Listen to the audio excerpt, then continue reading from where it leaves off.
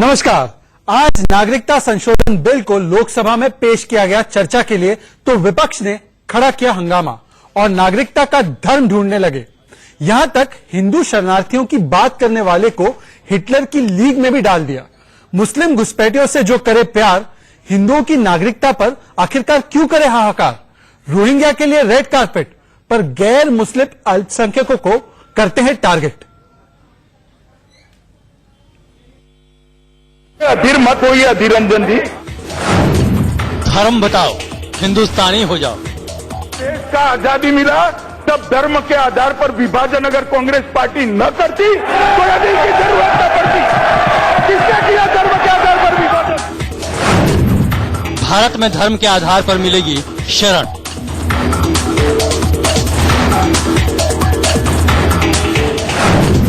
हिंदुओं के हमदर्द, ओवैसी के हिटलर। होम मिनिस्टर का नाम के साथ लिखा जाएगा, आप उसको बचाइए। नागरिकता संशोधन विधेयक लोकसभा में अमित शाह ने पेश किया। बिल के खिलाफ विपक्ष ने संसद में घमासान मचाया। धर्म के आधार पर विभाजन, इस देश का विभाजन धर्म के आधार पर कांग्रेस पार्टी ने किया है। नागरिकता संशोधन बिल के पास होने से पाकिस्तान, अफगानिस्तान और बांग्लादेश से आए अल्पसंख्यक शरणार्थियों को राहत मिलेगी। हिंदू, सिख, बौद्ध, जैन, पारसी और ईसाई धर्म के अल्पसंख्यक इस बिल के दायरे में आएंगे। लेकिन बवाल इस बात पर हो रहा है कि इसमें मुस्लिमों को क्यों नहीं शामिल किया गया है। इनका दावा है कि धर्म के आधार पर नागरिकता नहीं दी जा सकती है, क्योंकि भारत एक धर्मनिरपेक्ष देश है।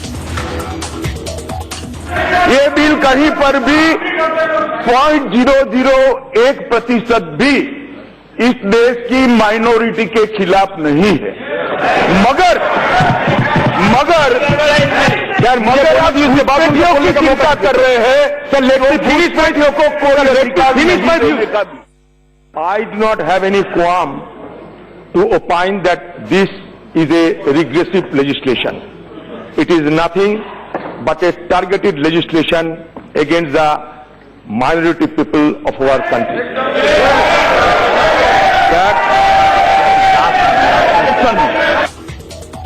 विपक्ष नागरिकता संशोधन बिल को रोकने पर आमादा है, तो पूर्वोत्तर के लोगों का विरोध।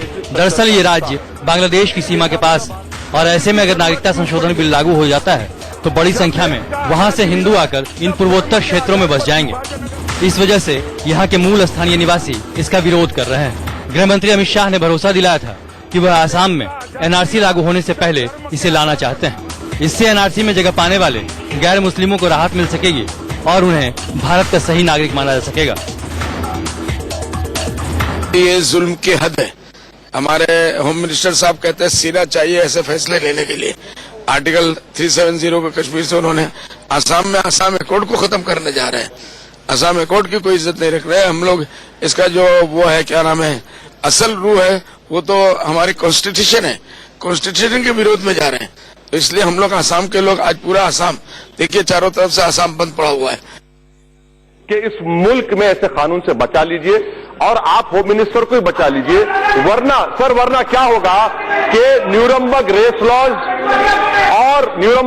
लॉज और इजराइल के सिटीजनशिप एक्ट में होम मिनिस्टर का नाम के साथ लिखा जाएगा, आप उसको बताइए। धार्मिक उत्पीड़न के शिकार गैर मुस्लिम शरणार्थियों को संरक्षण जरूरी है। विपक्ष का कहना है कि ये संविधान के आर्टिकल 14 का उल्लंघन है, जो धार्मिक समानता की बात करता है। सरकार का तर्क है कि धर्म के आधार पर कोई भेदभाव नहीं किया गया है।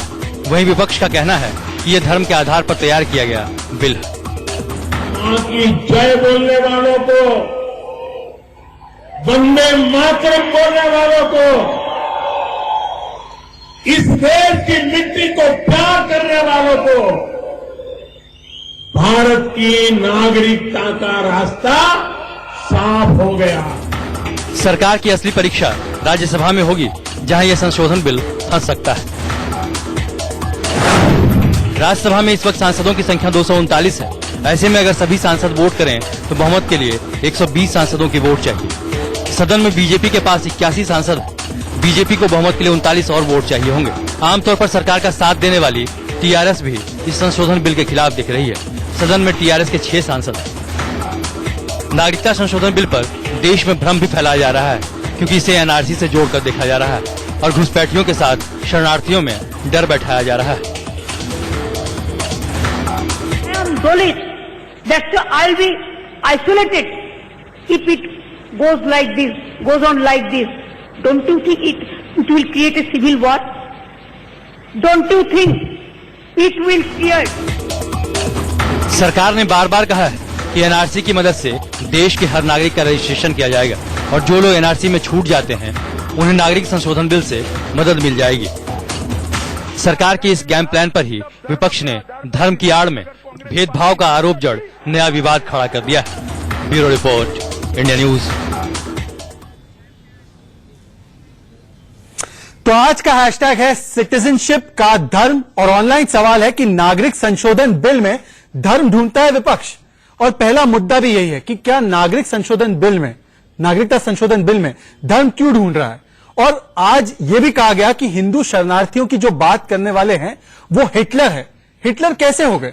2003 में जब उस समय के विपक्ष के नेता डॉक्टर मनमोहन सिंह, जो आगे जाकर प्रधानमंत्री बने, उन्होंने राज्यसभा में तत्कालीन deputy prime minister Advani ji से कहा था कि बांग्लादेश और पाकिस्तान जैसे मुल्कों में जो अल्पसंख्यक है उनके साथ जो धार्मिक रूप से प्रताड़ना होती है, उनके लिए भारत में नागरिकता को लेकर लिबरल यानी उदारवादी अप्रोच रखने की जरूरत है और नागरिकता कानून में इसका ख्याल रखा जाना चाहिए। सवाल आज यह है कि जो लोग आरोप लगा रहे हैं मोदी सरकार और अमित शाह पर हिंदू राष्ट्र बनाने की, सांप्रदायिकता की, ये कहते हैं कि हिटलर की लीग में है, क्या मनमोहन सिंह भी हिटलर की लीग में थे? आज यही सवाल का जवाब देने के लिए मेरे साथ कुछ मेहमान जुड़ चुके हैं। मैं उनका परिचय आपके साथ कराना चाहता हूं। मेरे साथ है बीजेपी के राष्ट्रीय प्रवक्ता रोहित चहल, युवा प्रवक्ता है, तेज तर्रार प्रवक्ता है। मेरे साथ है सैयद अब्बास, राजनीतिक विश्लेषक है, बेंगलुरु से जुड़ते हैं, कांग्रेस के लिए हमदर्दी रखते हैं। मेरे साथ इस्लामिक स्कॉलर और राजनीतिक विश्लेषक अतीकुर रहमान है।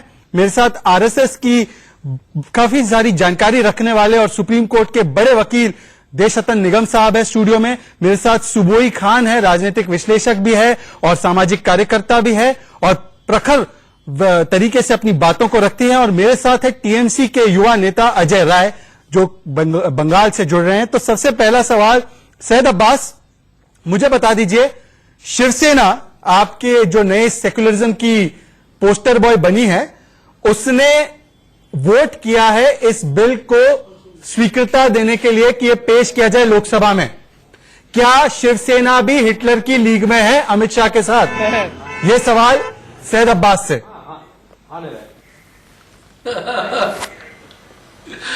शहजाद भाई, आपके सवाल बहुत अच्छे हैं, लेकिन आपका प्रॉब्लम यह है कि आप सही सवाल गलत आदमी को पूछते हो। मैं थोड़ी शिवसेना का प्रवक्ता हूं या शिवसेना का मेंबर हूं, तो आप ये सवाल शिवसेना से पूछिए। नहीं सर, आप चालाक जरूर हैं, पर इतने चालाक नहीं है जितना कि आप समझते हैं। मैं आपसे इसलिए पूछ रहा हूं क्योंकि आपने सेकुलरिज्म की गंगा में शिवसेना को डुबोकर महाराष्ट्र में सरकार बना ली। तो मैं आपसे पूछना चाहता हूं कि जिस पैमाने पर मोदी अमित शाह कम्युनल है, उस पैमाने पर शिवसेना अभी कम्युनल है या सेकुलरिज्म की गंगा में अभी भी है? कौन से पैमाना आप इस्तेमाल कर रहे हैं, मैं जानना चाहता हूं। वो आप ही जवाब दे सकते हैं कांग्रेस के हमदर्द होने के नाते। अभी जो वहां है सेंटर पे, हाँ, चालाक और चतुर में बहुत फर्क है मेरे भाई। हम चतुर हैं, चालाक नहीं। चालाक तो भाजपा है और हमारे होम मिनिस्टर जनाब अमित शाह जी हैं, जो जिनका नाम इतिहास में, मैं ओवैसी साहब से वाकिफ हूं, उनका नाम इतिहास में हिटलर के साथ जोड़ा जाएगा और लिया जाएगा, क्योंकि उनके करतूती ऐसे हैं। जब जमियाते उलमाए हिंद के हमारे महमूद मदनी साहब जब उनके पास गए थे, तो उन्होंने क्या कहा? अरे डरिए मत, ये लॉ है, रिलीजन का आपको डरने की जरूरत नहीं है। और आप साफ साफ ये कर देते हैं कि मुसलमान बल, सिख, बुद्धिस्ट, ईसाई सबको ले लीजिए, मुसलमान को अलग कर दीजिए। ये रणनीति में आज आपको बताऊंगा क्यों। क्योंकि मुसलमान तो कांग्रेस का वोट बन सकता है, वोट बैंक, और सिख बुद्धिस्ट को आप अपीसमेंट कर दोगे, अपीसमेंट करके अपने साइड ले लोगे, हिंदू तो अपना वोट बन जाएगा। ये सब इनका प्लान है। मैं आपकी सारी बात मानता हूं, लाने का, और मैं आपकी सारी बात मानता हूं। हम एक मिनट लोकसभा चल रहे, क्योंकि अमित शाह इसी मुद्दे पर बात रख रहे हैं। चलते लोकसभा। मानता हूं कि इसका प्रभावी नियंत्रण करना भी बहुत जरूरी होता है। तो ये प्रभावी नियंत्रण करने के लिए एक कानून में संशोधन लेकर मैं आज इस महान सदन के सामने उपस्थित हुआ। भर्तृहरि जी ने थोड़ा पीछे जाकर बात करी, ये बात सही है। सबसे पहली बार अंग्रेजों ने एक कानून सन 57 की क्रांति के बाद बनाया था। सन 57 की क्रांति में ढेर सारे देश के आजादी के मतवालों ने अंग्रेजी शासन को उखाड़ फेंकने के लिए सशस्त्र आंदोलन किया। एक लड़ाई छिड़ी, एक जंग छिड़ा, बहुत लंबा भी चला, मगर अंततोगत्वा हम पराजित हुए, अंग्रेजों की जीत हुई। मगर जैसे ही कंपनी के हाथ से राज्य जाने के बाद ब्रिटिश ताज का राज आया, उन्होंने सैन्य बलों को मार्शल तथा गैर मार्शल कैटेगरी के अंदर पुनः व्याख्यायित किया, पुनर्गठित किया। और उसके बाद उन्होंने सबसे पहला नियम 1860 में बनाया, जो बाद में भारतीय शस्त्र अधिनियम 1878 के नाम से जाना गया। ये दोनों कानून जो आए, पहले नियम और बाद में कानून, दोनों सन 57 की क्रांति का ही नतीजा थे, क्योंकि अंग्रेज चाहते थे कि इनकी अनुमति के बगैर देश की जनता के हाथ में कहीं पर भी कोई हथियार, कोई गोला बारूद न रहे, तो उनको निकालने का एक इस प्रकार का सामूहिक प्रयास फिर से न हो। और जब एक कानून आया मान्यवर, तब ये अधिनियम ब्रिटिश आधिपत्य और शासक वर्ग के हितों की और उनके शासन की रक्षा के लिए आया था। मूल कानून का उद्देश्य तो ये था। और जब महात्मा गांधी जी ने इस देश के अंदर आजादी की लड़ाई छेड़ी, तब गांधी जी ने भी इस मुद्दे को अपने अधिकार के साथ, देश के अधिकार के साथ जोड़ा था। प्रथम विश्व युद्ध की भर्ती के टेम्पलेट में जब ये सारी चीजों का उल्लेख किया गया, तब महात्मा गांधी जी ने विरोध किया था कि इतिहास इस अधिनियम को एक पूरे राष्ट्र के लोगों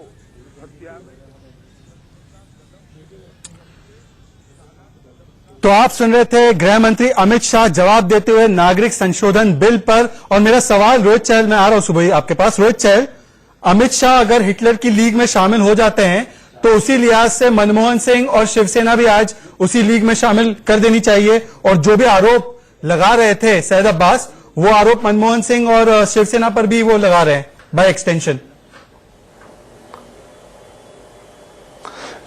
देखिए, मुझे लगता है कि सबसे पहले तो जो हिस्टोरिकल रॉन्ग था उसको करेक्ट करने का काम आज माननीय गृह मंत्री अमित शाह जी ने नरेंद्र मोदी जी के नेतृत्व में किया है।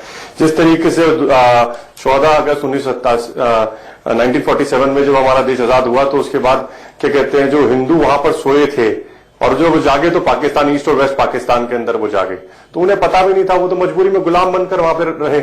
तो आज उसके बाद जब वो भारत में आए, क्योंकि उनको वहां प्रताड़ित किया गया, उनके ऊपर अत्याचार किए गए, जबरदस्ती धर्मांतरण करने का प्रयास किया गया, उनको उनके धर्म परिवर्तन किया गया, उनको मारा गया, मां बहनों की इज्जत लूटी गई, तो मजबूरन उनको भारत में आना पड़ा। तो जो भारत में आए ऐसे प्रताड़ित हिंदुओं को आज नागरिकता देने का काम आज मोदी सरकार ने किया है। एक बात। दूसरी बात, जहां तक ये बात कर रहे थे हिटलर की, तो मुझे लगता है इनको इतिहास में जाना चाहिए। सिर्फ इतना ही नहीं, ये सिर्फ आज शिवसेना की बात नहीं है। उस समय चाहे वो इंदिरा जी रही हो, चाहे नेहरू जी रहे हो, चाहे राजीव गांधी जी रहे हो, उस समय कांग्रेस के चाहे कम्युनिस्ट पार्टी प्रकाश तराज जी रहे हो, मतलब कम्युनिस्ट पार्टी ने रेजोल्यूशन तक पास किया कि जो वहां से विस्थापित जो हिंदू है, माइनॉरिटी जो है, बांग्लादेशी माइनॉरिटी, उनको नागरिकता देनी चाहिए। आज वही काम तो भारतीय जनता पार्टी की जो मोदी जी की सरकार है उन्होंने किया है। तो तकलीफ किस चीज की हो रही है? आज उनका जो वहां जिनके ऊपर प्रताड़ित किया गया, जो हिंदू है, सिख है, बौद्ध है, जैन है, पारसी है, उनको नागरिकता देने का काम किया गया। तो इसमें दिक्कत किस बात की? लेकिन सबसे महत्वपूर्ण विषय यहाँ पर क्या है, शहजाद भाई, यहाँ पर विषय है कि जो यहाँ के अंदर मुसलमानों के अंदर एक भय का माहौल बनाने की कोशिश की जा रही है, उनको गलत जानकारी दी जा रही है। किसी भी जो भारत का मुसलमान है उसको कोई दिक्कत नहीं होने वाली है। सैयद अब्बास, मैं आपके पास आ चुका हूं, मैं आपके पास फिर से आऊंगा। या सिख है, बौद्ध है, उनको नागरिकता देने का अतीकुर रहमान, मैं आ रहा हूं। सैयद अब्बास, सबको एक बार मौका मिलने दीजिए। सैयद अब्बास है, जैसे शहजाद एंकर साहब ने बताया, तो मेरे सवाल का जवाब दीजिए। छोटा सा सवाल है भैया, जल्दी पूछिए। जवाब देंगे क्या? जल्दी पूछिए। मेरा आपका से ये सवाल है क्या आप मुझे ये बताइए पूछिए, कि पूछिए, पाकिस्तान मैं जवाब देने के लिए में बैठा हूं। अहमदिया और शिया हैं, वो भी मुसलमान हैं, वो भी मुसलमान में सुनिए मुसलमान में माइनॉरिटी है। ठीक है। नेपाल में बहुत ज्यादा जुल्म हो रहे हैं। आप कभी भी जब फ्री हो गूगल करके देख लीजिएगा। ठीक है सर, बस आपका सवाल आ गया। मैं देश रत्न निगम को मौका देना चाहता हूं इस पर। माइनॉरिटी है। अगर आपने आज शहजाद भाई, रोहित मैं आ रहा हूं, सबको एक एक बार मौका मिलने दीजिए, क्योंकि हमें लोकसभा भी बार बार जाना पड़ेगा, इसलिए सबको एक बार मौका मिले। देश रत्न निगम साहब, सैयद अब्बास का सवाल, उसका जवाब दीजिए। मैं आ रहा हूं रोहित आपके पास। होता तो इसको ध्यान में आ जाता कि वहां पर जो है, ठीक है रोहित, वो मुस्लिम कंट्री है, खुद उनके कॉन्स्टिट्यूशन में लिखा है, चाहे बांग्लादेश हो, चाहे पाकिस्तान हो, चाहे अफगानिस्तान हो। ठीक है रोहित, मैं आपके पास फिर से आऊंगा। रोहित, मुझे सारे मेहमानों के पास ये दोनों, आप दोनों के बीच में तू मैं नहीं हो सकती, प्लीज। मेरे साथ 6 पैनलिस्ट है, मुझे सबके पास जाना है। देश रत्न निगम साहब, सैयद अब्बास का सवाल। देखिए, बड़ा साफ है कि वो जिन देशों की बात हो रही है वो मुस्लिम मेजॉरिटी हैं वहां पर। और दूसरा मैं ये बता दूं, जो अहमदिया और शिया की बात करें, ये संप्रदाय मुस्लिम धर्म के हैं जी। ये अलग से धर्म नहीं है कि एक धर्म दूसरे धर्म को प्रताड़ित कर रहा है। और ये मुस्लिम समाज के अंदर की परेशानी और प्रॉब्लम है जो कि उनको खुद दूर करनी है वहां पर। इसलिए ये नहीं कह सकते कि अहमदिया शिया को एक मुसलमान ही प्रताड़ित कर रहे हैं। तो ये धर्म मुस्लिम धर्म के अंदर जो सेक्टेरियन डिवीजन है उसको सॉल्व करना, इन देशों को खुद सॉल्व करना है। ये माइनॉरिटी के लिए नहीं है, मेजॉरिटी माइनॉरिटी को प्रोसिक्यूट कर रही है। यही मैं इनको समझाने की कोशिश कर रहा हूँ कि वहां का सुन्नी उनको, अहमदिया को अगर मुसलमान नहीं मानता है तो वहां उनकी परेशानी है। सैयद अब्बास, मुझे एंकर करने दीजिए प्लीज। मुझे पता है कि आपको भी एंकरिंग करने का शौक है, पर मुझे इस शो को एंकर करने दीजिए। सुबुई खान, अगर जो तर्क दे रहे हैं देश रत्न निगम साहब, अगर ये तर्क सही है तो वसीम रिजवी, जो जिनको काफी सेलिब्रेट करते हैं बीजेपी के लोग और आरएसएस के लोग, वसीम रिजवी लिख रहे हैं कि नागरिकता संशोधन बिल में शिया जो है पाकिस्तान के, उनको जगह मिलनी चाहिए। आप इससे इत्तेफाक रखते हैं? जी देखिए शहजाद, अगर परसिक्यूशन के बेस पे आप हम नागरिकता देने की बात हो रही है तो मैं सोचती हूँ कि गवर्नमेंट इसको कंसिडर डेफिनेटली कर सकती है। बट जैसे अभी निगम साहब ने बोला कि वो उनका एक अपना जो सेक्ट्स उन्होंने बना लिए हैं, तो अगर आप शिया को कंसिडर करेंगे तो 72 फिरके हैं मुसलमानों में। ठीक है, पाकिस्तान में तो छोड़िए, all over the world 72-73 sects उन्होंने बना लिए हैं। तो उनको अगर आप माइनॉरिटी के बेस पर कवर करने लगेंगे तो किस किस को करेंगे? ये भी एक पॉइंट है जो प्रैक्टिकल पॉइंट है, हमें सोचना चाहिए। प्रैक्टिकल पॉइंट सोचना चाहिए। दूसरी बात, ये सैयद अब्बास जो अभी बोल रहे थे, ये अभी एक्सपोज हो गए कि क्यों ये बार बार इस इशू को ला रहे हैं कि आप इसमें मुस्लिम्स को नहीं कवर कर रहे हैं। इन्होंने अभी बोला कि ये जानते हैं कि मुस्लिम तो कांग्रेस का वोट है, तो ये इस वजह से उनको कवर नहीं कर रहे हैं। तो इन्होंने अपना जो कम्युनल इलेक्टोरेट जो एजेंडा है इनका, एक इलेक्टोरल कम्युनल इलेक्टोरेट का, वो इन्होंने एक्सपोज कर दिया। यही रीजन है जो ये बार बार इस पॉइंट को ला रहे हैं। जस्ट फ्यू सेकंड शहजाद, कि जो लोग बार बार कह रहे हैं कि हिंदू राष्ट्र की तरफ कदम है, प्लीज ये देख लीजिए कि इसमें क्रिश्चियंस भी हैं और पारसीज भी हैं। अतीकुर रहमान, मुझे एक बात बताइए, अतीकुर रहमान जो हिंदू शरणार्थियों की बात करता है या क्रिश्चियन शरणार्थियों की बात करता है या सिख ईसाई शरणार्थियों की बात करता है, जैन की बात करता है, वो हिटलर कैसे हो गया? और आप हिंदू राष्ट्र का एक चेहरा दिखाकर मुसलमानों को डराने की कोशिश ही कर रहे हो, क्योंकि ना ये एंटी माइनॉरिटी है, ना इसमें भारत के मुसलमानों को कोई फर्क पड़ने वाला है। नहीं शहजाद, सुबुई ने बड़ा अच्छा पॉइंट उठाया है। हाँ। नहीं देखिए, हम लोग इसको अगर इसको हम लोग शिवसेना से जोड़ेंगे और ये पार्टी पॉलिटिक्स से जोड़ेंगे तो कभी भी इसका समाधान हमको नहीं मिलेगा। बिल्कुल साफ सुथरा जवाब अगर आप चाहते हो शहजाद, सुबुई ने बड़ा अच्छा पॉइंट उठाया कि सैयद अब्बास साहब ने जो कहा कि ये मुस्लिम क्योंकि कांग्रेस को वोट देते हैं इसीलिए इनको निकाला जा रहा है। तो सुबुई ठीक है, बीजेपी को डिक्लेयर करने दो शहजाद आज कि जितने भी लोगों को आप सिटीजनशिप दोगे उनको वोटिंग राइट्स नहीं दोगे। दूध का दूध, पानी का पानी अभी निकल आ रहा है। बताइए देश रत्न निगम जी, बताइए कि जो भी सिटीजनशिप एक्ट आप लेके आओगे और जितने भी बांग्लादेश से हिंदू आ रहे हैं उनको क्या आप वोटिंग राइट देना चाहते हो या नहीं देना चाहते हो? अगर देना चाहते हो तो आपका वोट बैंक, और अगर नहीं देना चाहते हो तो दूध का दूध और पानी का पानी। रोहित चहल, ये शिवसेना की भी मांग थी, 25 सालों तक इन लोगों को वोटिंग राइट नहीं दिया जाना चाहिए। क्या आप इनको वोटिंग राइट से अलग रखेंगे?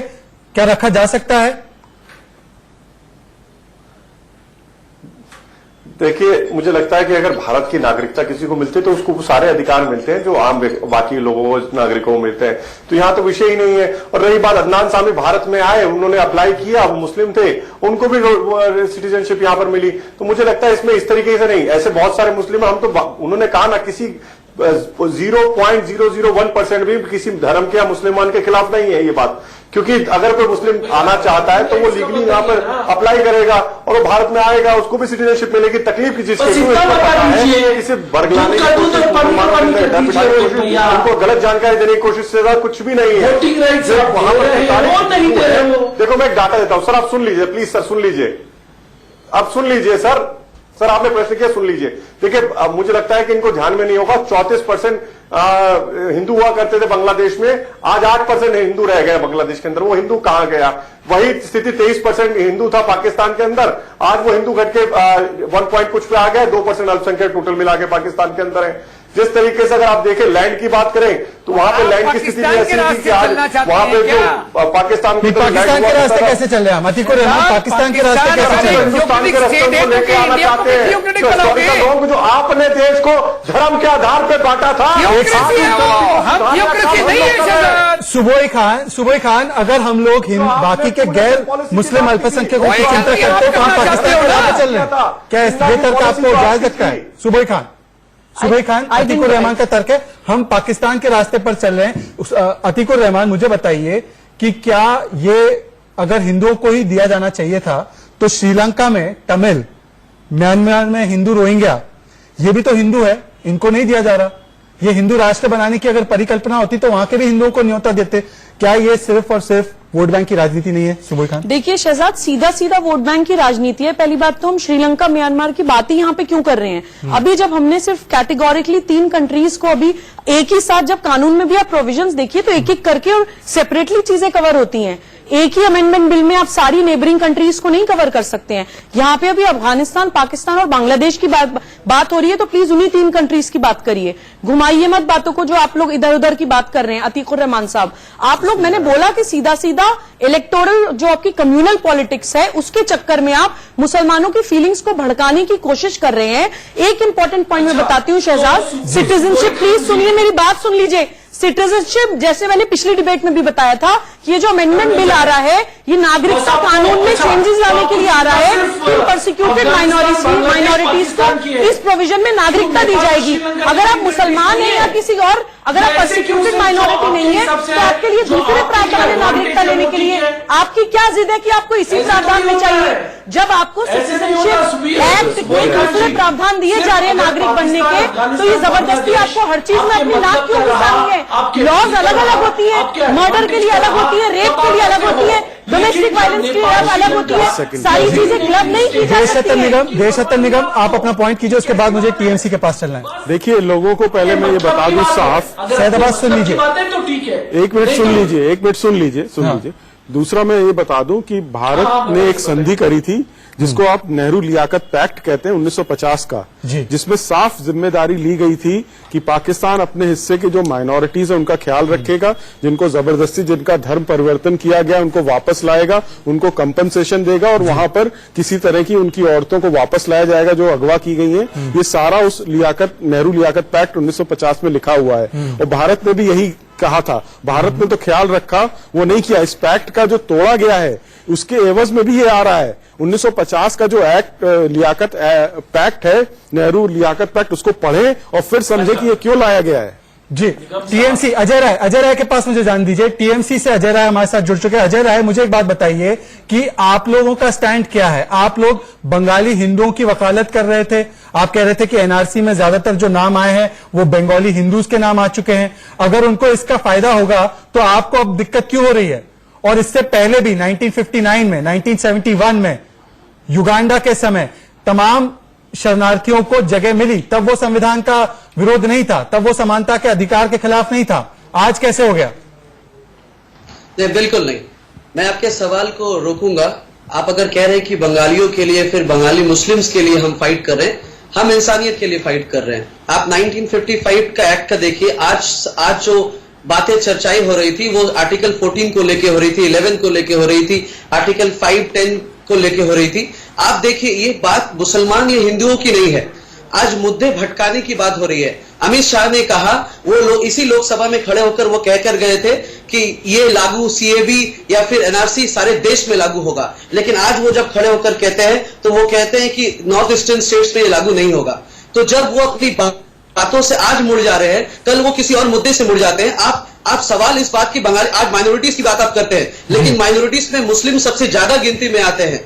आज बात मुस्लिम्स की नहीं है, आज बात है एनआरसी। ये ममता बनर्जी ने कहा है, ये एक सिक्के का दो पहलू है, एक तरफ सीएबी, एक तरफ एनआरसी। ये बस आम लोगों को परेशानियों और दिक्कतों की देने की कोशिश है। नहीं सर, पर ऐसा है, मिला नहीं सकते आप दोनों चीजें। पहले तो आपको मिलानी नहीं चाहिए। नागरिक को ढूंढना कौन नागरिक है, दूसरी तरफ जो बाहर से धार्मिक प्रताड़ना से आए हैं उनको नागरिकता देनी है। दोनों अलग अलग है, दोनों को आप मिक्स मत करिए। लालकृष्ण आडवाणी जी का जन्म पाकिस्तान में हुआ था। देखिए ऐसा है, देखिए आप आडवाणी जी पर मत जाइए, मुझे सिर्फ इस बात का जवाब दीजिए। पूछिए, 2 पर्चियों में उनका सवाल हो जाएगा। आप देखिए, एक सेकंड पहले तो कर आप जमीनी तौर पे बात कीजिए, आप जमीनी तौर पे बात कीजिए। ठीक है, अजय राय, ये भी बात सही है, ये भी बात सही है। अजय राय, अमित शाह, अजय राय, आपने अमित शाह की बात की। 2005 में खुद ममता बनर्जी वकालत करती थी कि घुसपैठियों को बाहर भेजना चाहिए, तब उनका वोट बैंक नहीं था शायद, अब वोट बैंक बन गया तो उनका स्टैंड चेंज हो गया। पर रोहित चहल नॉर्थ ईस्ट को पूरी तरह से एग्जेम्प्ट क्यों किया जा रहा है इसमें? जो वोटर अधिकार दे चुके हैं, आप एनआरसी की बात करते हैं, सीएबी की बात कर रहे हैं। एक परिवार का आपका सवाल मैं रोहित चहल के सामने डाल रहा हूं, मैं आपका सवाल ही रोहित चहल को बता रहा हूं, नॉर्थ ईस्ट को क्यों बाहर रखा गया? मुझे आप प्लीज जवाब दें। शहजाद भाई, मुझे लगता है कि सर सुन लीजिए, देखिए मुझे लगता है शहजाद भाई, सबसे पहले तो आपने बिल्कुल सही कहा, ये वही ममता बनर्जी हैं जो सबसे ज्यादा शोर मचा रही थी बांग्लादेशी घुसपैठियों को लेके। और उन्होंने उस समय, क्योंकि वो वोट बैंक जो था वो कम्युनिस्टों का था, तो उस समय इन्होंने सबसे ज्यादा शोर मचाया, जिनका हो गया। और स्पीकर के मुंह पे शॉर्ट फेंक के मारा था ममता बनर्जी ने, तब तक ममता बनर्जी ने विरोध किया था, लेकिन ममता जी को अब वोट की चक्कर हो गई। अब आप सुन लीजिए, देखिए 41 लाख बांग्लादेश से वहां से लोग आए, जो शरणार्थी थे जो वहां से आए, ठीक है। उसमें से 5 लाख जो थे वो असम में गए, जो बाराक वैली है, सिलचर है या फिर करीमगंज है, उस पूरे एरिया के अंदर गए। और उसके अलावा जो 66 लाख थे, 36 लाख वो पश्चिम बंगाल के अंदर आए। तो देखिए यहाँ तो सबके लिए बात हो रही है ना, यहाँ पश्चिम बंगाल से असम और नॉर्थ ईस्ट की बात नहीं है। जो पश्चिम बंगाल में आया हुआ 36 लाख अगर वहां से शरणार्थी है, उसको नागरिकता देने की बात है। और वो वहां से हिंदू आया, पलायन करके हिंदू आया, जिसके ऊपर वहां पर अत्याचार किया गया है, जिसको वहां पर जेनोसाइड किया गया है, जिसके साथ बलात्कार किया गया है, जिसको मारा गया है, जिसके साथ धर्मांतरण किया गया है, उसको आज नागरिकता दे रहे हैं। तो इनको तकलीफ क्यों हो रही है? अगर बंगाल से आए हिंदू को अगर नागरिकता पश्चिम बंगाल में मिल रही है तो इनको दिक्कत क्यों हो रही है? क्योंकि आज बांग्लादेशी जो घुसपैठिया है, आज एनआरसी से उसको मिलाने में लगे हैं। एनआरसी अलग है सर, आज आप सुनना चाहिए। एनआरसी आज इस पे बात करेंगे, एनआरसी पे जब आप एनआरसी से लिस्ट में बाहर हो जाते हैं, आज आपको क्या पे बात करनी पड़ेगी? आज आपको बताना पड़ेगा कि आप चाहते हैं कि पश्चिम बंगाल के अंदर बंगाली हिंदुओं को नागरिकता मिले नहीं मिले। आप बताइए, बंगाली हिंदुओं को पश्चिम बंगाल के अंदर नागरिकता मिलनी चाहिए नहीं मिलनी चाहिए? जवाब, इसका जवाब अजय राय, इसका सीधा जवाब दीजिए। रोहित चहल, अच्छा सवाल अच्छा है, स्टैंड क्लियर करें आज अपना। अजय राय, सीधा सवाल है। पारसी को भी मिलना चाहिए, सिख को भी मिलना चाहिए, नागरिकता सबको मिलना चाहिए। अजय राय घुमा फिरा कर बात है। अजय राय, अरे सर 36 लाख जो वहां से विस्थापित दलित हैं, दलित की बात करते हैं। दलित है। आज आप दलितों का विरोध कर रहे हैं, आज उन ट्राइबल्स का आप लोग विरोध कर रहे हैं। आप लोगों का असली चेहरा सामने आ रहा है।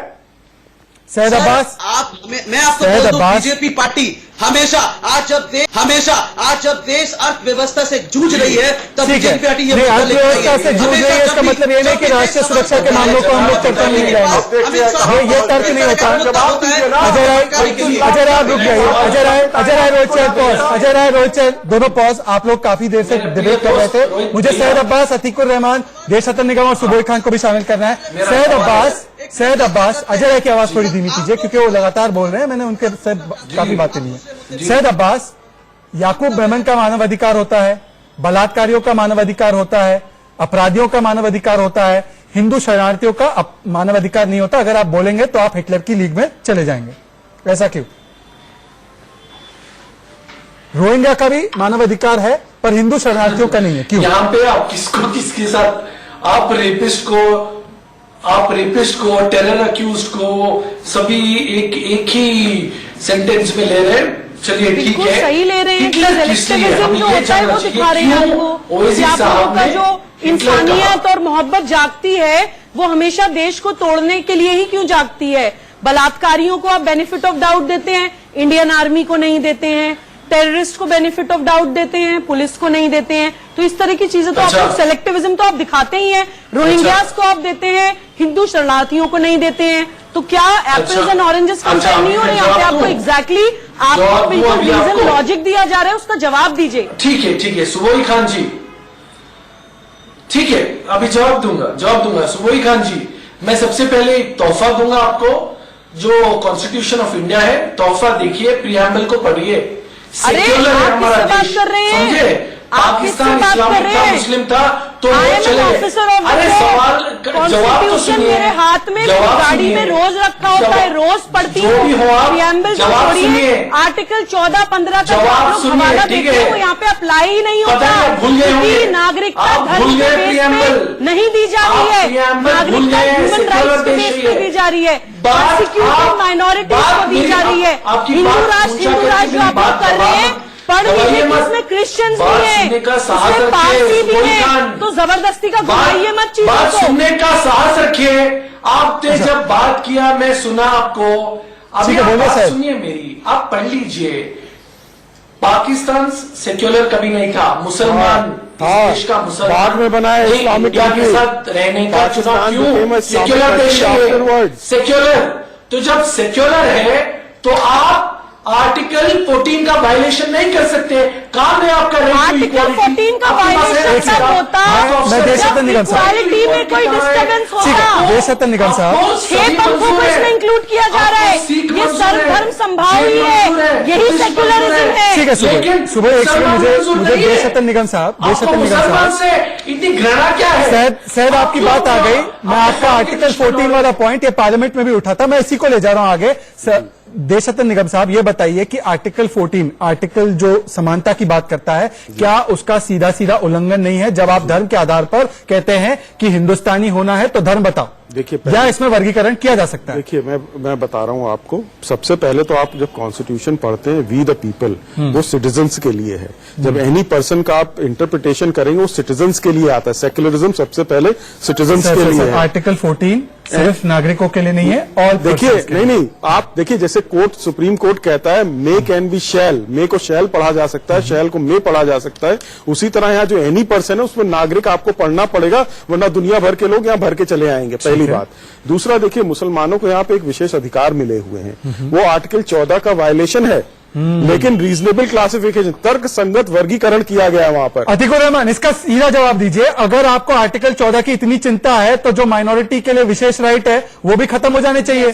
संविधान में आर्टिकल 14 के तहत इनको ये विशेष अधिकार आर्टिकल 29-30 में दिया गया है इंस्टीट्यूशन के लिए, वो खत्म कर दे फिर हम। ये रीजनेबल क्लासिफिकेशन में आता है। तो ठीक है, गवर्नमेंट शहजाद इनकी है ना बीजेपी, इसके ऊपर बहस करा ले। देख लिया, अब जवाब नहीं है, आर्टिकल अब जवाब 25 नहीं में है। अगर ये नहीं बोलेंगे कि ले लीजिए, होता है, कोई अरे आप बोलिए, ले होती है, लीजिए। इसके ऊपर बहस की जा सकती है। देश रतन जी, आप तो इतने समझदार हैं, माइनॉरिटीज को आप अभी कोट कर रहे थे, लियाकत और नेहरू पे कोट कर रहे थे। नहीं, घुमाइए मत अतीकुर रहमान, फिर से आगे बढ़ रहे हैं। अतीकुर रहमान, घुमाना नहीं है, घुमाना नहीं है, आप जो तर्क दे रहे हैं, घुमाना नहीं है भाई, आप घुमाना जब नहीं है। शहजाद नेहरू लियाकत पैक को कोट कर सकते हो, तो क्या माइनॉरिटीज को जो एश्योरेंस दिए गए थे, माइनॉरिटीज को जो एश्योरेंस दिए गए थे उस वक्त की सरकार ने, उसको आप वापस लेना चाहते हैं क्या? हम वापस लेने की बात नहीं कर रहे हैं। आप अगर हम आपसे कह रहे हैं कि जिस तरह से आप बोल रहे हैं कि आर्टिकल कोई ये नहीं कह रहा, कोई ये नहीं कह रहा, आप भ्रम मत फैलाइए। देखिए, ममता बनर्जी भ्रम फैला रही है शरणार्थियों में, एक अलग बात है, पर आप मत फैलाइए। वो ये कह रहे हैं कि अगर आर्टिकल 14 के तहत रीजनेबल क्लासिफिकेशन, उचित वर्गीकरण नहीं किया जा सकता तो ये माइनॉरिटी के विशेष अधिकार भी नहीं रह सकते। सुबोई खान, आप अपना पॉइंट कीजिए, उसके बाद रोहित चहर। जी, अतीकुर रहमान साहब ने अभी एक अल्फाज इस्तेमाल करे, माइनॉरिटीज को जो राइट्स दिए गए हैं वो आप वापस लेना चाहते हैं क्या? आप पे अगर सिर्फ आपको समझाने के लिए भी एक सवाल पूछा गया तो आपसे वो सवाल पूछना भी बर्दाश्त नहीं हो रहा।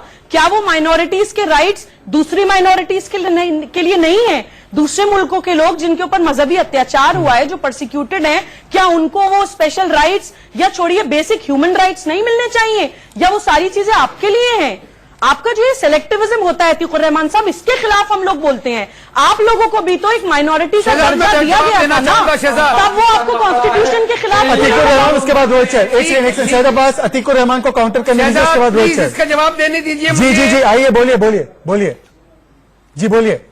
शहजाद सुबुही का डायरेक्ट जवाब। हाँ शहजाद, अगर 1980s के अंदर कोई बांग्लादेश से हिंदू आया है, आज आसाम में रह रहा है और वो अच्छा खासा इकोनॉमिक बैकग्राउंड रखता है, आप उससे कैसे पूछेंगे कि 1980 में जब वो इंडिया में एंटर हुआ तो उसका रिलीजियस परसिक्यूशन हुआ? वो इंडिया में आके रोहित चहल से पूछ सकते हैं। रोहित चहल, इसका जवाब दीजिए। रोहित चहल सरकार के प्रवक्ता है, आप जवाब दीजिए अतीकुर रहमान का सवाल। इकोनॉमिक क्राइटेरिया ही नहीं है यहाँ पर, धार्मिक प्रताड़ना का क्राइटेरिया आपका जवाब नहीं नहीं, रोहित चहल को जवाब देने दीजिए। शहजाद भाई, रोहित चहल जवाब दीजिए। देखिए शहजाद भाई, भारत की जहां तक बात की जाए, देखिए भारत के अंदर 1951 के अंदर 9% मुसलमान थे और आज 2019 की बात कर ले तो 14% मुसलमान पहुंच गए। वहीं बांग्लादेश की जहां तक बात कर रहे हैं, जो ये बात कर रहे थे अतीकुर रहमान जी, तो बांग्लादेश में 32% हिंदू हुआ करते थे, आज वहां पर 8% से भी कम हिंदू पहुंच गए। तो इससे मालूम पड़ता है कि हिंदुओं की स्थिति वहां पर क्या हुई और स्पेशल एक्ट के तहत अगर मुसलमानों को यहाँ पे स्पेशल राइट्स दिए हुए हैं, उसी की वजह से आज मुस्लिम आबादी कहीं ना कहीं मुस्लिम आबादी बढ़ी है। एक बात सर सुन लीजिए, सर सुन लीजिए, देखिए मुझे लगता है आप सत्य सुन लीजिए। मुसलमानों को देखिए, मुसलमानों के अधिकार दिए गए हैं और मुसलमानों को स्पेशल राइट दिए गए हैं। इसीलिए एक सबसे बड़ी बात है, मुसलमान यहाँ पे प्रोटेक्टेड है क्योंकि सब भाई बनके एक साथ मजबूती से देश के अंदर रहते हैं। लेकिन दिक्कत आज इन सबको ये हो रही है कि जो भारत का मुसलमान है, इतना कुछ देश के अंदर हुआ है लेकिन वो शांत क्यों? क्योंकि इनके झांसे में नहीं आ रहा भारत का मुसलमान। आज इनको अतीकुर रहमान या शहजाद भाई, आपकी सिटीजनशिप पे कोई दिक्कत नहीं आने वाली है, लेकिन जो इलीगल तौर पे भारत के अंदर घुसपैठ करके जो भारत के अंदर बांग्लादेशी घुसपैठी आए, जो भारत की सुरक्षा के लिए खतरा है, आज उनके लिए खतरा है, आज उनके लिए तकलीफ, उनके लिए दिक्कत है। तो उनको पता है कि उनका वोट बैंक है और अगर वो यहां से डिटेक्ट, डिपोर्ट एंड डिलीट हो जाएंगे तो उनका वोट बैंक डिलीट हो जाएगा, उनका वोट बैंक खतरे में आ जाएगा। तो इसलिए ये शोर मचाया जा रहा है। वोट बैंक पे आपके खतरा है, इसलिए हंगामा है। जवाब नहीं है रोहित जी। अतीकुर रहमान, अतीकुर रहमान, 2012 को कॉन्स्टिट्यूशन एस्टेब्लिश कैसे होगा? देखो प्रकाश कराची, मुझे जवाब देने दीजिए। अरे सैयद अब्बास कराची क्या कहते हैं, कम्युनिस्ट नेता, मई 22 को 2012 को कहते हैं जो वहां से माइनॉरिटीज आई हुई हैं बांग्लादेश से, ठीक है जाए। वही बात सुन लीजिए, तरुण गोगोई जी कहते हैं उस समय के जो मुख्यमंत्री थे, सिंह जी से कहते हैं। ठीक है रोहित, आज उनको रोहित अतीकुर रहमान आपके जवाब से संतुष्ट नहीं है, पर हम बाद में आएंगे उनके पास। पर सैयद अब्बास, मुझे एक बात बताइए, वोट बैंक की चिंता ही है ना जिसके कारण आप राष्ट्रीय सुरक्षा को ताक पे रख के इस मामले को इस तरीके से बार बार उठा रहे हैं और एक विशेष वोट बैंक को ही मद्देनजर रखते हुए बार बार वही लाइन पे उठा रहे हैं। बिल्कुल बिल्कुल, ये बात बिल्कुल आपकी सही है। सही है। जो भी है ये रणनीति है भाजपा की और इसीलिए ये चाहते हैं कि आप अपीसमेंट कर दो। नहीं, आपकी स्ट्रेटेजी क्या है भैया? आपकी स्ट्रेटेजी है कि मुसलमानों का वोट बैंक बना रहे, इसलिए हिंदू राष्ट्र का डर दिखाओ। के लिए वोट बैंक है, सोचिए, मुसलमानों को सुनना चाहिए।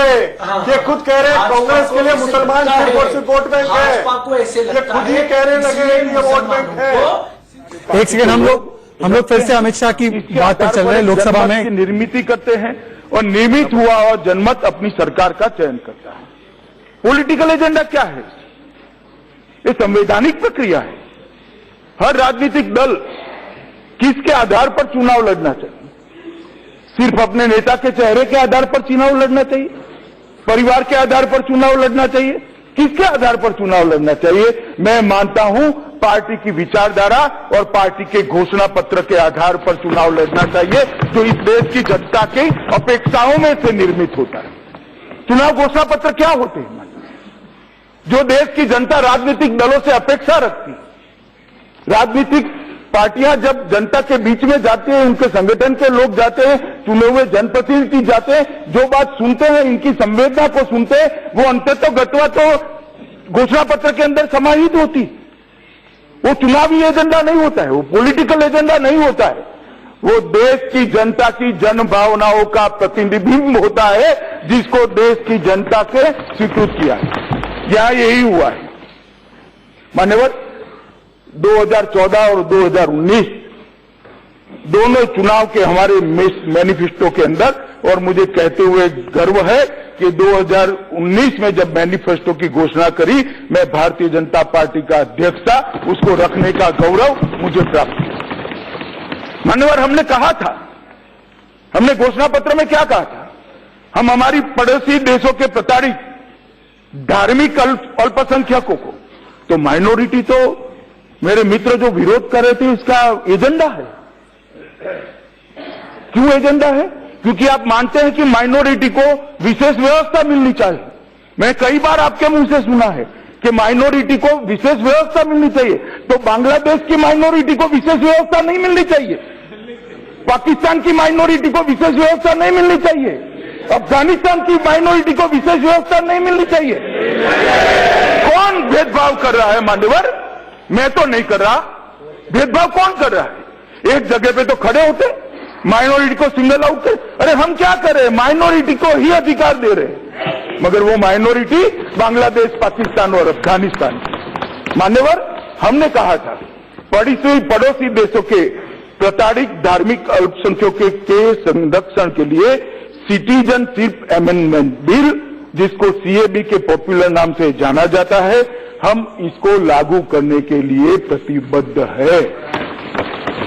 और हम साथ में भी कहा था कि हम पूर्वोत्तर राज्यों के उन वर्गों के लिए मुद्दों को स्पष्ट करने के लिए भी प्रयास करेंगे जिन्होंने कानून के बारे में आशंका व्यक्त की है, और पूर्वोत्तर के लोगों की भाषाई, सांस्कृतिक और सामाजिक पहचान की रक्षा के लिए भी हमारी प्रतिबद्धता है।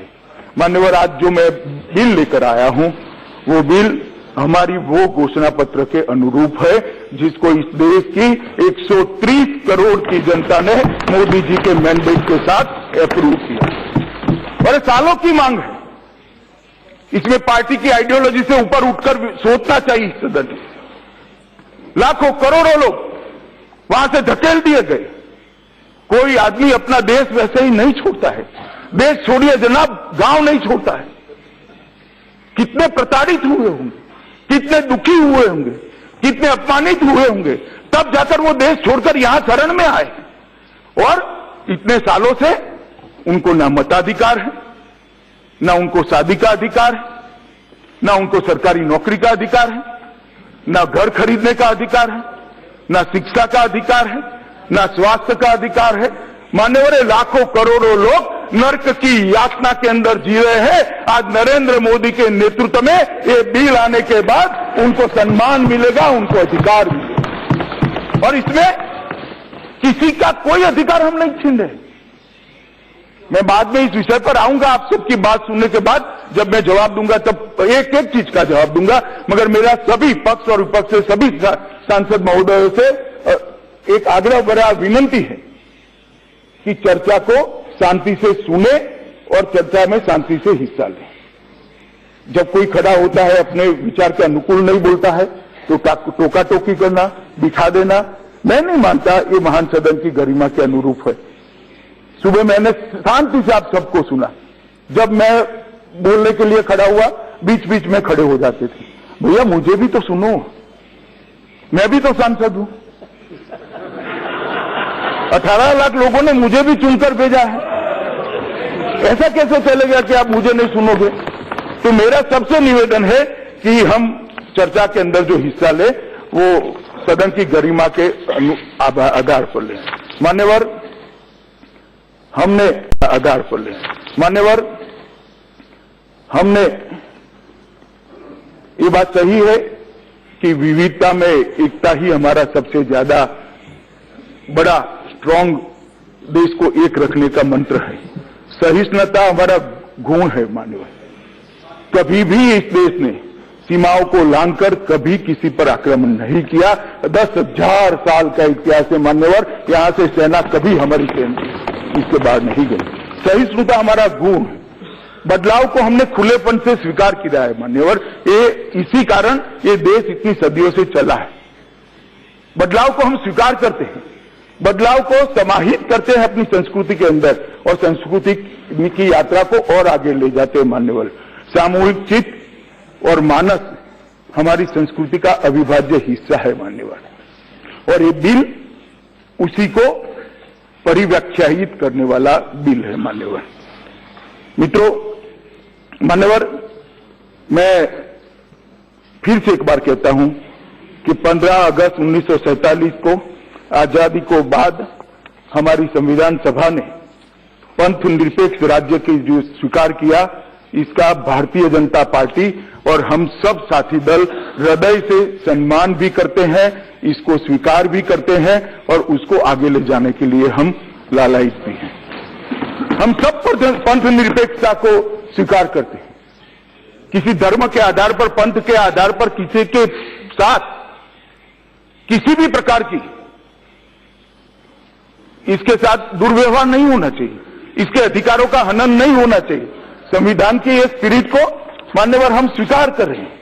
और मान्यवर, मगर किसी भी सरकार का ये तो कर्तव्य है कि देश की सीमाओं की सुरक्षा करे, देश के अंदर आते हुए घुसपैठियों को रोके, शरणार्थियों और घुसपैठियों की अलग अलग पहचान करे।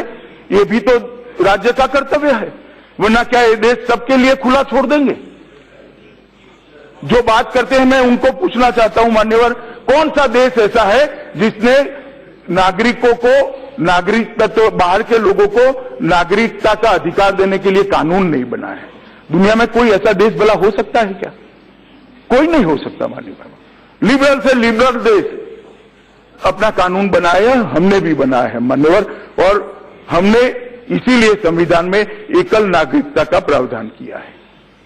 और एकल नागरिकता के प्रावधान को अनुच्छेद 5(11) में इसका प्रावधान किया है मान्यवर। आज जो मैं बिल लेकर आया हूं, सुबह इसको सदन में रखने के पहले ढेर सारे सदस्यों ने इसका विरोध किया कि हम ऐसा नहीं कर सकते। आर्टिकल 14 का वायोलेशन होता है मान्यवर। इस देश में बहुत बार ऐसा हुआ है, मैं बताना चाहता हूं। और जो लोग आज विरोध कर रहे हैं, उनके शासन के समय में ही हुआ है, उन्होंने ही किया है। शायद अपनी सरकारों के कामों को ढंग से पढ़ लेते तो शायद न बोलते।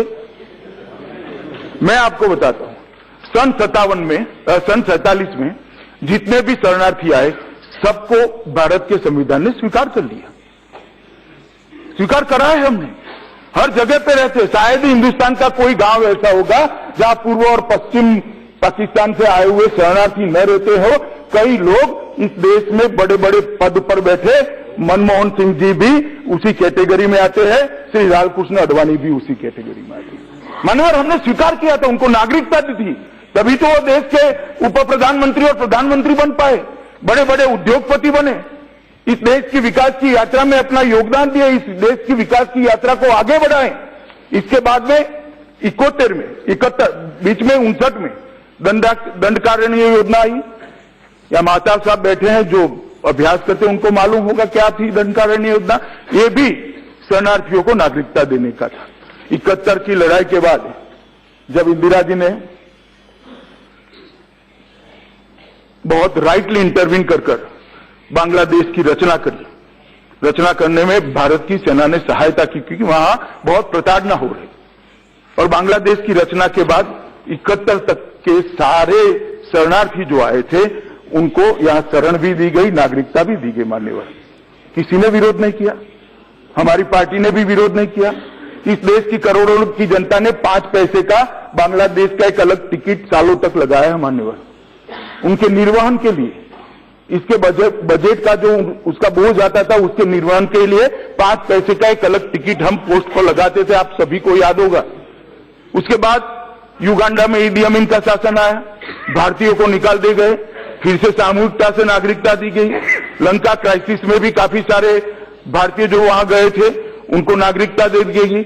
1985 में आसाम एकॉर्ड हुआ, राजीव गांधी और आसाम के छात्र नेताओं के बीच में हुआ।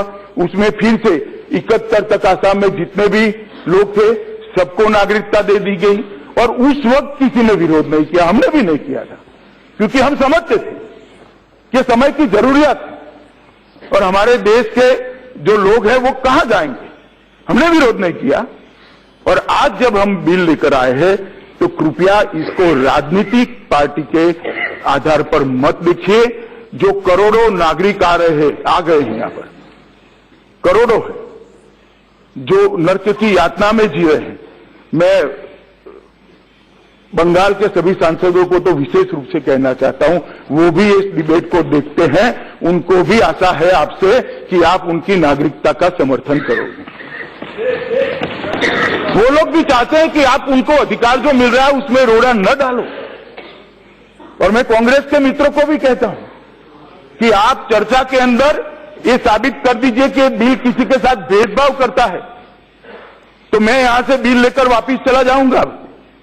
मगर ये बिल किसी के साथ भेदभाव नहीं करता, किसी को अधिकार देने का बिल है, किसी का अधिकार छीनने का बिल है। किसी का अधिकार नहीं छीना जाता। और ये बिल के अंदर हमने जो व्यवस्था की है, ये व्यवस्था में थोड़ा फिर से एक बार बताना चाहता हूं। ये विधेयक हमारे 3 पड़ोसी देश जिनसे हमारी जमीनी सीमा छूती है, पाकिस्तान, बांग्लादेश और अफगानिस्तान से आए हुए हिंदू, सिख, जैन, पारसी, बौद्ध और ईसाई समुदाय के ऐसे प्रवासियों के लिए भारतीय नागरिकता का रास्ता खोलता है जो धर्म के आधार पर अपने देश में प्रताड़ित हुए हैं। वो धर्म के आधार पर मान्यवर प्रताड़ित हुए, उनके पास भाग कर आए हैं। या तो यात्रा का दस्तावेज ही नहीं है, या तो दस्तावेज है तो वो दस्तावेज अपनी समय सीमा को लांघ गया है, या तो दस्तावेज है नहीं, या तो अधूरा है, या तो समय सीमा को लांघ गई।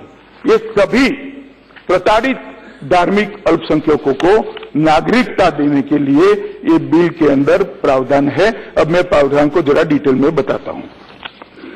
मान्यवर, नागरिकता अधिनियम 1955 की धारा 2(1)(b) में अभी प्रावधान है कि कोई भी विदेशी नागरिक बिना पासपोर्ट और वीजा के और ट्रैवल दस्तावेजों के भारत में प्रवेश करता है तो उसको अवैध माना जाता है।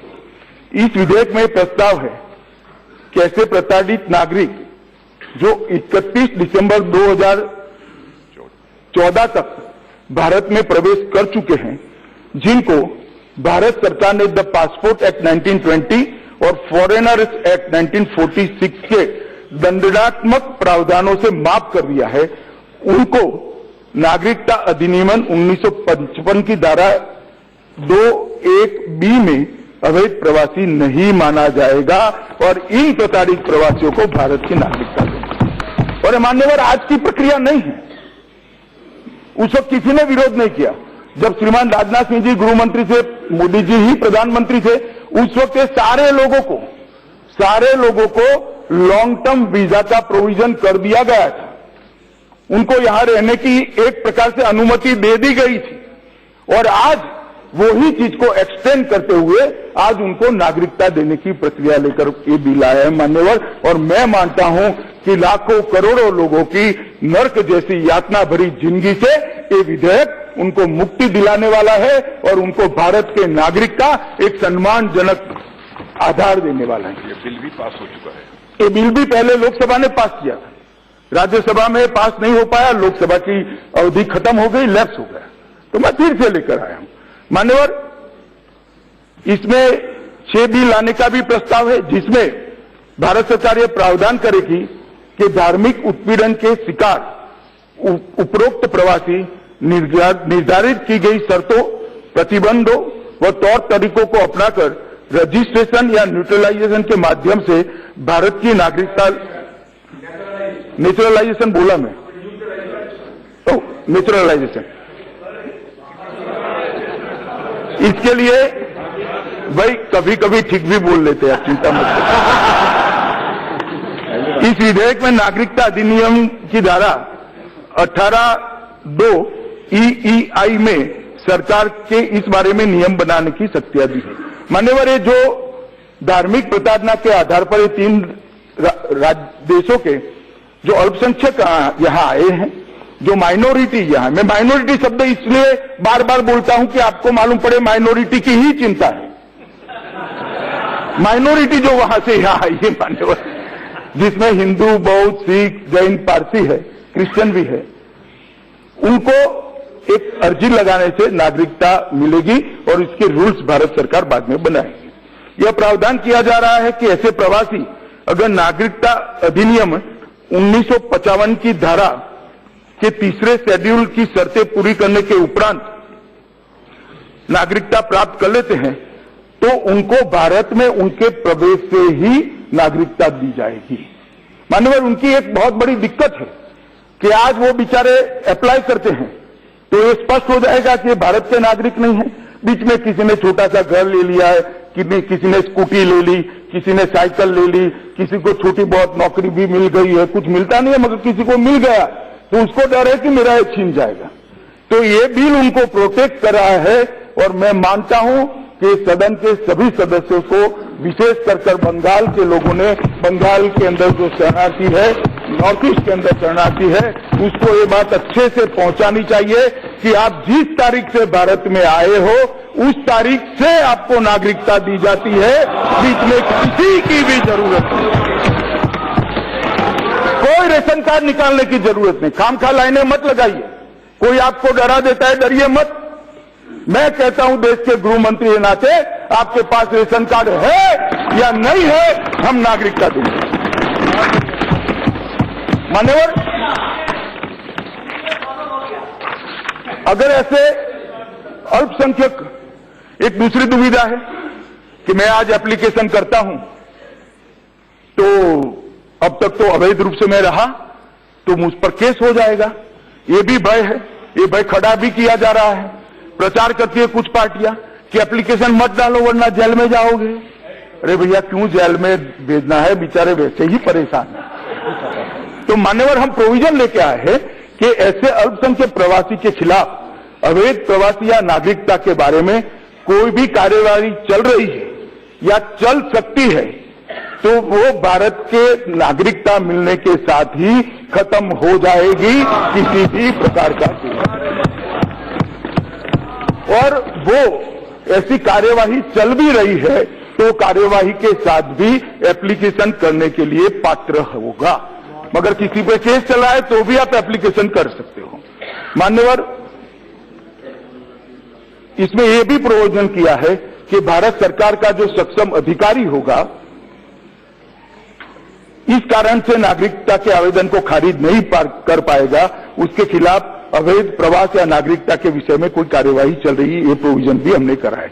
मान्यवर, इस धारा में हमने ये भी प्रावधान किया है कि अगर कोई आवेदक आवेदन की तिथि को किसी भी प्रकार से अधिकार या प्रिविलेज ले रहा है, मतलब मानो किसी की शादी हो गई, किसी को छुटपुट छोटी मोटी नौकरी मिल गई, प्यून बन गया या कुछ भी बन गया, किसी ने छोटा मोटा मकान खरीद लिया, कोई प्रिविलेज ले रहा है तो इस प्रावधान के तहत आवेदन करने से इन अधिकार व प्रिविलेज से वो वंचित नहीं किया जाएगा, उसको संपूर्ण प्रोटेक्शन मिलेगा।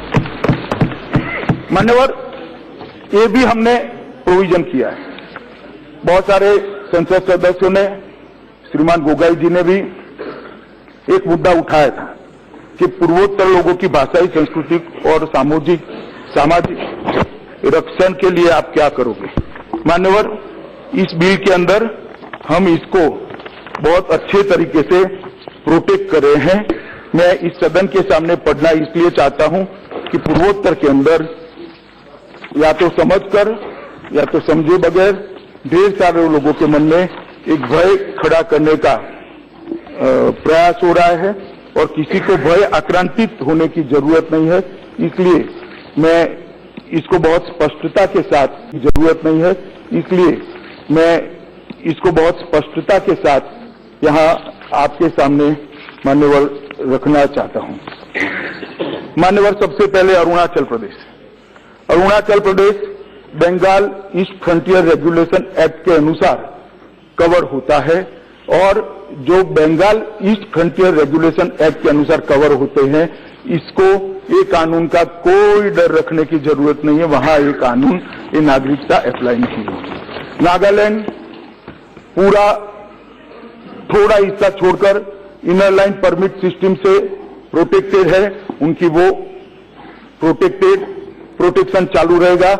मिजोरम भी पूरा इनर लाइन परमिट सिस्टम से प्रोटेक्टेड है, जो कि बंगाल ईस्ट फ्रंटियर रेगुलेशन 1873 का प्रावधान है, तो वो भी चालू रहेगा।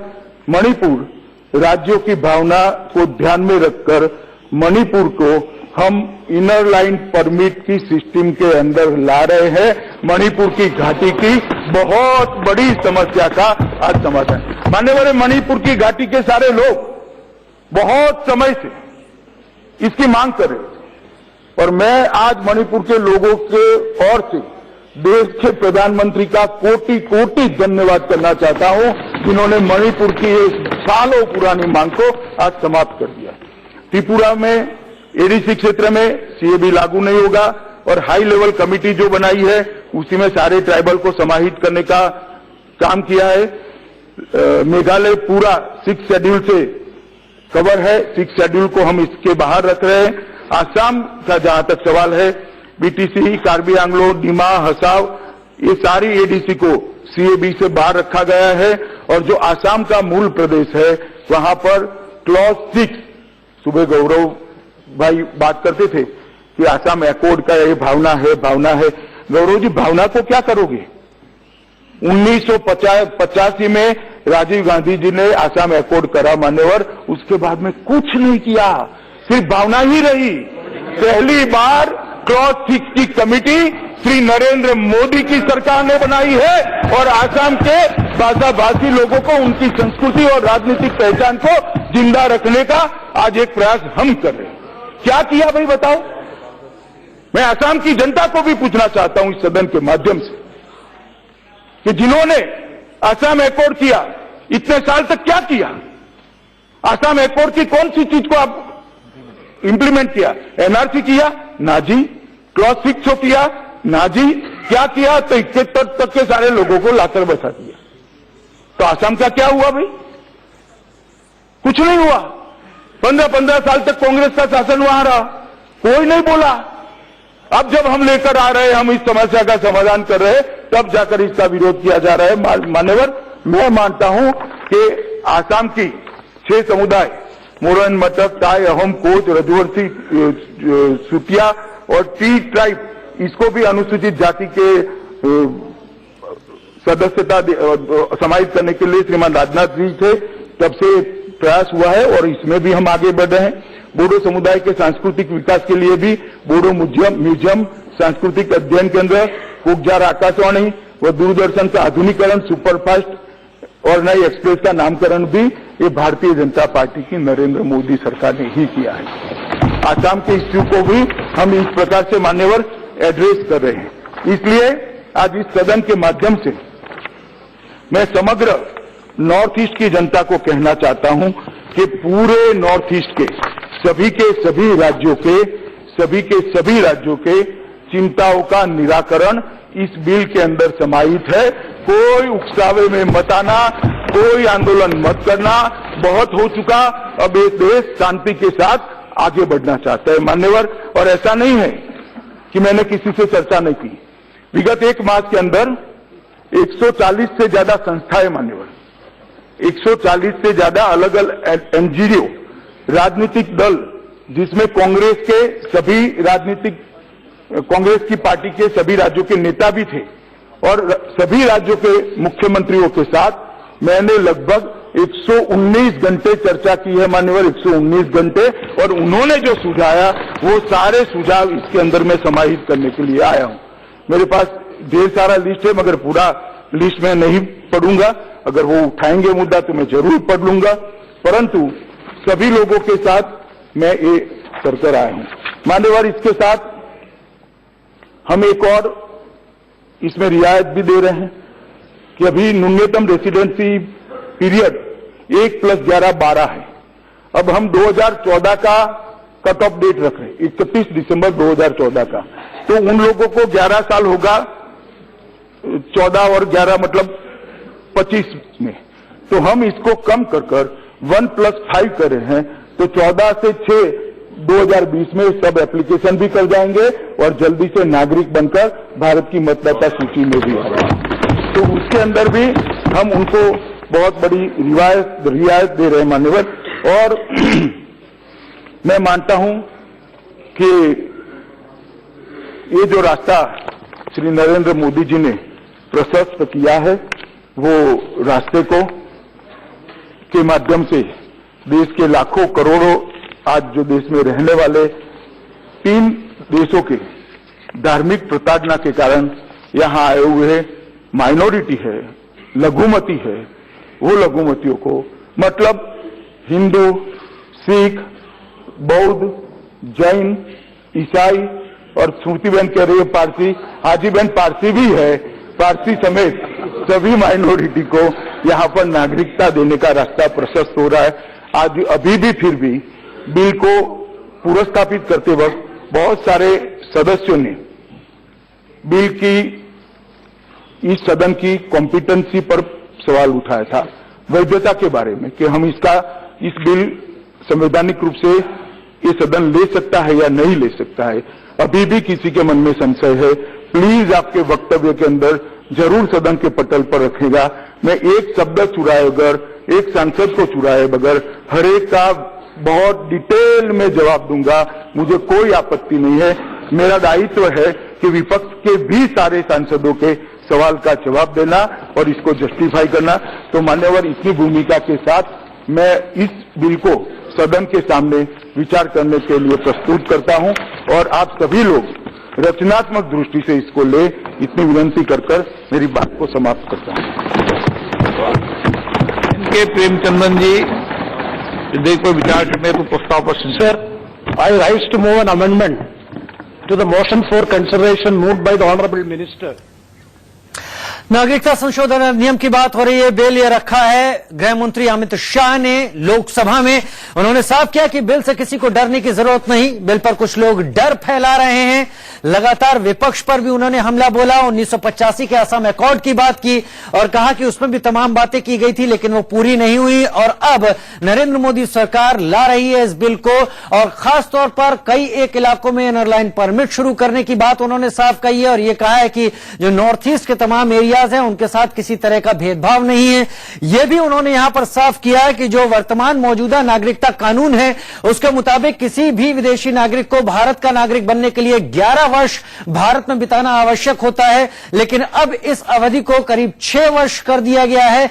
यानी जो लोग कई वर्षों से भारत में रह रहे हैं वो अप्लाई करें इसके पास होने के बाद और वो तुरंत भारत के नागरिक यहां पर बने। बिल से किसी को डरने की जरूरत नहीं। खास बात यहां पर गृह मंत्री अमित शाह ने सीधी सीधी कांग्रेस को चुनौती दी है। यहां पर कल शशि थरूर ने भी कहा था कि अगर बिल पास होता है लोकसभा में तो गांधी जी के आदर्शों की क्षति होगी। हालांकि सीधी बात अमित शाह ने कही कि अगर भेदभाव हुआ है तो बिल हम वापस ले लेंगे। कांग्रेस को यह चुनौती दी है और उन्होंने ये कहा कि मैंने इस बिल को लाने के लिए 119 घंटे चर्चा की है।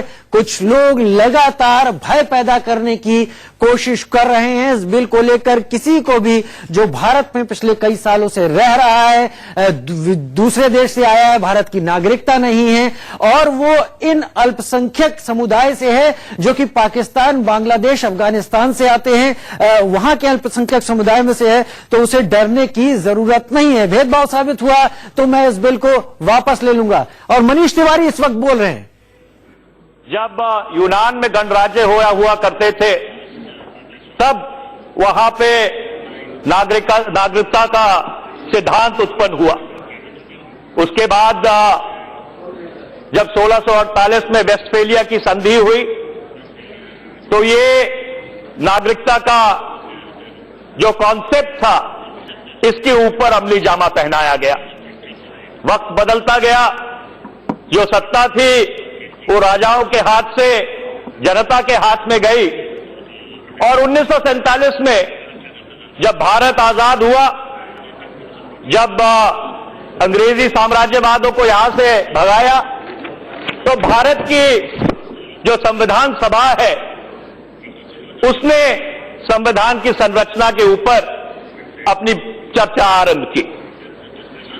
अध्यक्ष जी, 10 अगस्त 1949 को 10 अगस्त 1949 डॉक्टर बाबा साहब अंबेडकर उस संविधान सभा में बोलते हुए उन्होंने कहा, except one other article in the draft constitution, I do not think that any other article has given the drafting committee such a headache as this particular article. वो नागरिकता के जो धाराएं थी उनका जिक्र कर रहे थे और उन्होंने ये बात इसलिए कही क्योंकि नागरिकता का एक बहुत संवेदनशील मुद्दा है और उस समय भारत के संविधान के निर्माताओं ने यह बात तय की कि नागरिकता के 2 आधार होंगे।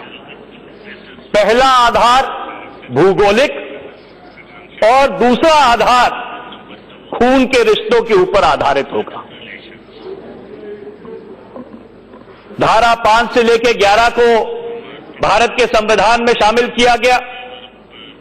उसके बाद 1955 में नागरिकता का कानून बना और उसमें यह बात तय की गई, सुनिश्चित की गई कि नागरिकता के 4 मापदंड होंगे। सबसे पहले जन्म, दूसरा डिसेंट, तीसरा पंजीकरण और चौथा नेचुरलाइजेशन। और उसके बाद 2019 तक उस कानून को 8 बार संशोधित किया गया, पर जितनी उत्तेजना इस संशोधन को लेकर पूरे देश में देखने को मिल रही है वो आज से पहले कभी नहीं दिखी। और उसका कारण यह है कि अध्यक्ष जी, ये जो विधेयक लाया गया है ये धारा 14, धारा 15, धारा 21, धारा 25 और 26 जो संविधान की है उसके